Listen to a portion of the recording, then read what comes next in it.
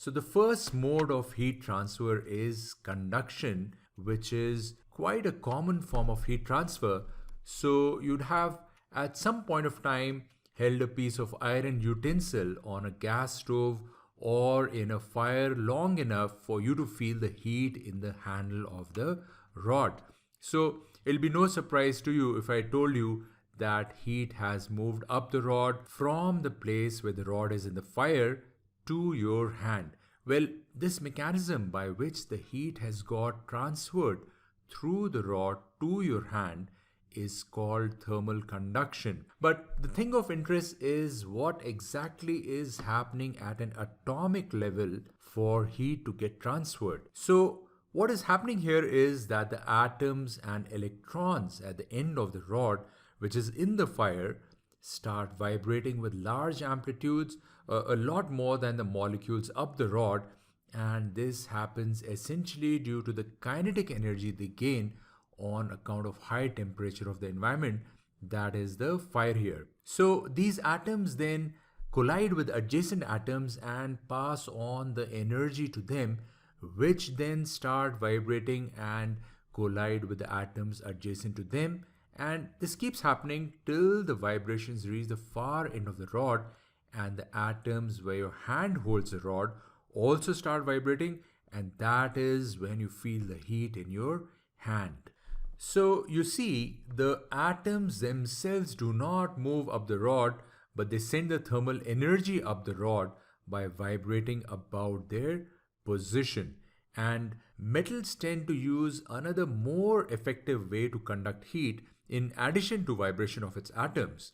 Well, metals have free electrons that have basically detached themselves from the parent atoms and move through the crystal lattice, and these free electrons carry energy really fast from the hotter to the cooler end of the metal, and this is what makes metals generally a good conductor of heat. So if you can recall holding a metal rod, it feels colder than a piece of cardboard or wood because heat can flow more easily from your hand into the metal due to the presence of these electrons, thus making your hand cooler a lot more faster. In fact, the presence of these free electrons is also the reason that most metals are good electrical conductors too. In contrast, the thermal conductivity of non-moving air, or what physicists like calling dead air, is very small. And for this reason, sweaters made of wool keep you warm because it traps air between the fibers. In fact, many insulating materials like styrofoam and fiberglass contain dead air that makes them poor conductors of heat. So let us establish some formulas that help us quantify the value of heat transfer in any solid. So to do so, let's take this slab that has a face area A and thickness or length L. We'll maintain a temperature TH and TC of the two ends by contacting the ends with a hot reservoir and a cold reservoir respectively. So as a result, due to this temperature difference, there's a heat transfer from the hot phase to the cold phase, and we assume that Q is the amount of energy transferred as heat from the hot phase to the cold phase in time T. Then it was found experimentally that the rate of conduction, and let's call it PC, is equal to Q upon T, which is equal to K into capital A multiplied by TH minus TC upon L. So you can see that the rate of heat conduction would be more if the temperature difference between the hot and cold phase is more or A is higher. Also, the rate of heat conduction would depend on the length of the slab. More the length, lower the rate of conduction. This constant K here is called the thermal conductivity of the block and depends on the material the block is made of. So a block that allows easy transfer of energy would have high K value, and we say that the material has high thermal conductivity. So here is a list of some materials with their conductivity constants, and what you can see is that silver has very high conductivity, and if you compare it with steel, it is 30 times that of steel. Or at a more physical level, if you have two rods, let's say one made of silver and other of steel, then the heat you experience in your hand would reach you 30 times faster if it is a silver rod than if it was a steel rod. So this brings us to an interesting concept within conduction called the R value of an object, which is the measure of thermal resistance to conduction by that object. And you may like to note the fact that I'm using the word object and not material. So let us say you live in a cold place and you would want the walls of your house to conduct least amount of heat out in order to keep your house warm. Or take another situation where you wish to keep a can of cola cold for a longer time. You would want the metal of the can to conduct as less heat as possible from its environment into the can. In both situations, you are more interested in materials that are poor heat conductors than good ones. And there are many more real life situations where minimizing the heat transfer is the objective. So for this reason, engineers introduced a concept called thermal resistance and gave it the name R value. And the R value of a slab is defined as R is equal to L upon K. So we can clearly see that lower the value of thermal conductivity of a slab, higher the R value of the slab or its resistance to heat transfer. So something that has high R value would be associated with poor conduction value or would be termed as a good thermal insulator. You can also see that R value is not a property of the material but that of a particular slab or the object of given length L. So a higher L value would yield a higher R value for the same material. And to emphasize this point further, take a 6-inch long layer of fiberglass that will have an R value of 19 or maybe a 2-inch length slab of polyurethane foam that will have an R value of 12, and doubling the length of these specimens will double the R value. In fact, if you speak with a construction engineer in very harsh northern climate to specify material for construction of a house wall, he'll specify R values of around 30 for outside walls and ceilings. Also, interestingly, the units of R are rarely stated, but of course it has unit and it is square feet, Fahrenheit degree, R per British thermal unit. And I'm sure seeing the length of description of the unit, you'd not be surprised that no one uses it. In fact, I'm surprised that no one has ever given it a shorter name like a joule or a Newton, and maybe one of you can work on the topic of heat and do something great around it so that your name gets attributed to this rather longish unit, maybe John units if you are John or Vijay units if you are Vijay. So what happens when the insulating material is in layers such as say a brick wall, fiberglass insulation and a wood panel outside? Well, the R values here will be additive and let us see how. So that brings us to an interesting problem to solve, and that is if there are two slabs put back to back and the combination put between a hot and cold reservoir, then what would be the PC value for such a setup, or what would be the rate of heat transfer through this slab? So let us consider this setup where we have lengths L1 and L2 and thermal conductivities of K1 and K2, and the temperature of this surface is TH and that of this one is TC, and each face of the slab has area A. Now we'll assume that the heat transfer through this combination eventually reaches a steady state, which essentially means that the temperature at every point within the slab and the rate of heat transfer does not change with time. In other words, the rate of heat transfer through the slab and the rate of heat transfer through this slab should be the same. And this assumption makes sense since If it was not true, then the temperature would keep changing with time and steady state would never be reached. So let us say that the steady state temperature at the interface is Tx, then we can say that the PC value of this slab is this and that of this is this. Now, since in steady state we have assumed that there is one single value of rate of heat conduction, the two values should be equal. Then if we do a bit of algebra here, we find that Tx is equal to this.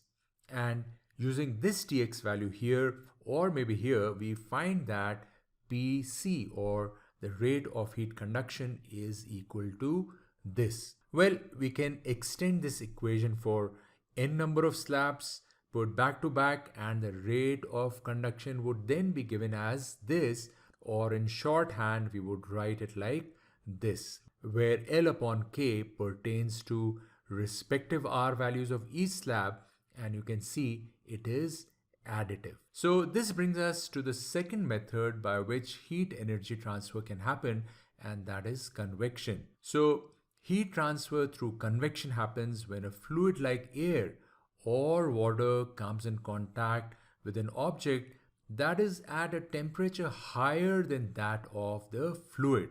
A good example could be a flame of a candle, which is the hot object, and the air, which is the fluid. Now, the heat will transport up in the air through what we call convection currents. Now, what essentially happens is that the part of the fluid that comes in contact with the hot object heats up and expands. Now, this expansion results in lowering of density of the fluid there and makes the fluid lighter compared to the fluid surrounding it, and as a result, it rises up and the colder fluid around it takes its place, and the cycle repeats, resulting in convection currents through which the heat transfer takes place. In fact, convection currents are found abundantly in nature. The global climate patterns, weather variations are a result of convection currents. In fact, glider pilots and birds take advantage of rising thermal currents of warm air to keep afloat in air. In fact, massive amounts of energy transfer takes place within the ocean through the process of convection currents, and further massiveness of how convection currents affect our lives can be imagined from the fact that billions of joules of energy is transported to the surface of the sun from its core through convection currents.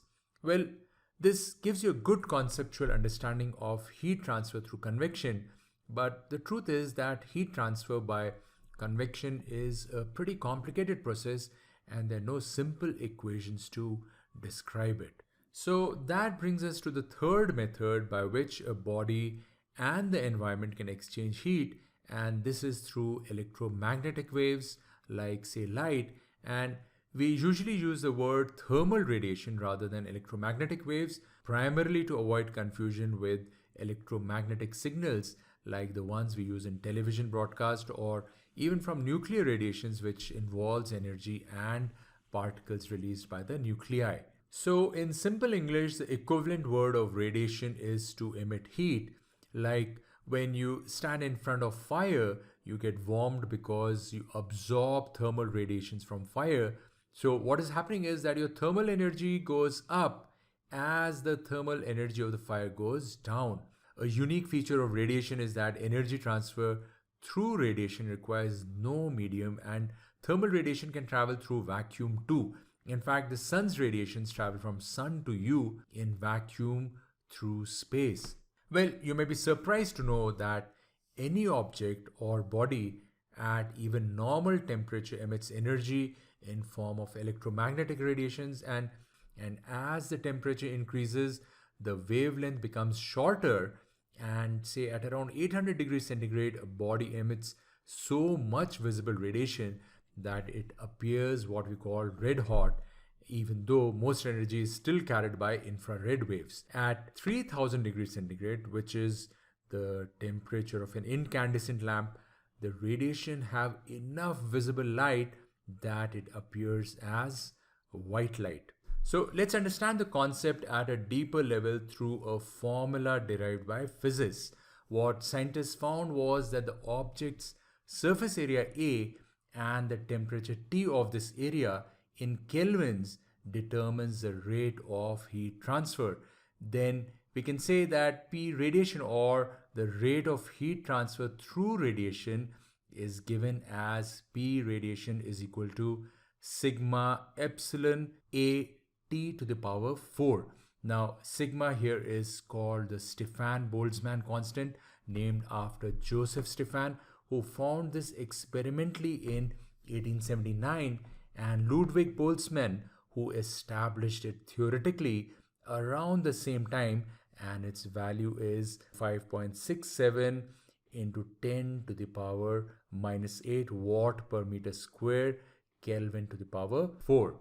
And epsilon represents the emissivity of the object's surface, and its value can range between 0 and 1, and it depends on the material the surface is made of. So if a surface has an emissivity of 1, it is called a black body radiator and has maximum ability to emit radiations. But this value of 1 is an ideal limit, and there's nothing in nature that actually has an emissivity of 1. You might wish to note again that the temperature here is in kelvins, so a body at a temperature of absolute 0 will have no radiation, since the right side of this equation would become 0 when you substitute T equal to 0. So anything above absolute 0 would emit thermal radiations in some measure or the other. Well, extending the same logic, a body can also absorb energy from its environment due to thermal radiations. So if we take the temperature of the environment as TE in kelvins, the rate of absorption of heat by a body would be given by the formula P absorption is equal to sigma epsilon A T to the power 4 of environment. Now, the emissivity E remains the same whether it is radiating or absorbing. So an idealized black body radiator with emissivity 1 will also absorb 100% of the radiated heat that it intercepts. In other words, none of the heat energy that hits this black body will get reflected or scattered.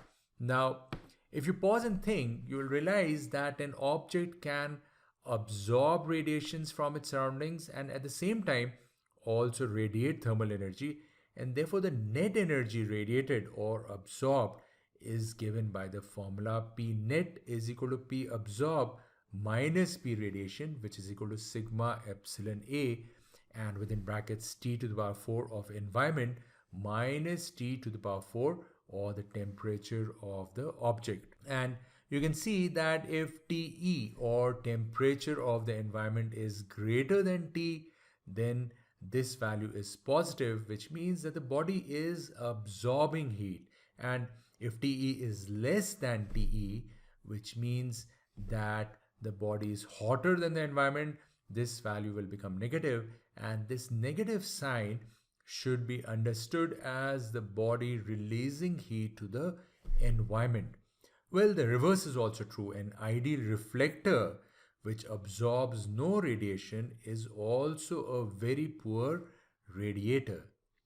So something interesting you may like to know around the topic of radiation is that a dead rattlesnake can bite you even after it is dead, and it is explained by the fact that its nervous system is functional up to 30 minutes after its death and is capable of sensing heat radiations from any approaching warm body. So what happens is that the pits between the eye and nostril of a rattlesnake serve as sensors of thermal radiation that helps it to strike a rat if it comes within a striking distance.